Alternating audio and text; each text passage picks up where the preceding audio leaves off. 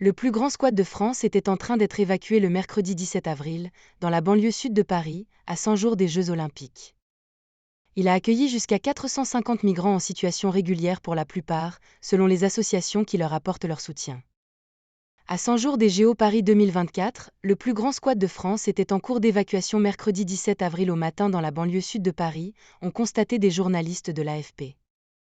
L'opération, attendue depuis plusieurs jours, a incité de nombreux sans-abri, qui avaient trouvé refuge dans cette entreprise désaffectée de Vitry-sur-Seine, Val-de-Marne, à quitter les lieux avant l'arrivée des forces de l'ordre déployées en nombre pour les déloger. Plusieurs associations ont proposé des images de cette évacuation.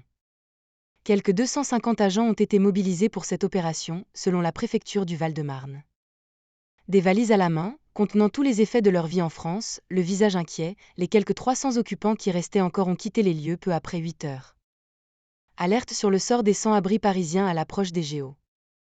Ils logeaient dans ces locaux depuis plusieurs mois pour certains, faute de trouver un logement dans le parc privé ou dans l'attente d'un logement social.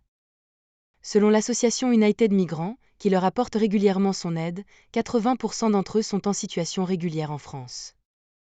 Depuis plusieurs mois, le collectif Le Revers de la Médaille, qui regroupe des associations venant en aide aux personnes précaires vivant dans la rue, alerte sur le sort des sans-abri dont les camps de fortune sont démantelés à un rythme plus soutenu à l'approche des Jeux Olympiques, 26 juillet à 11 août.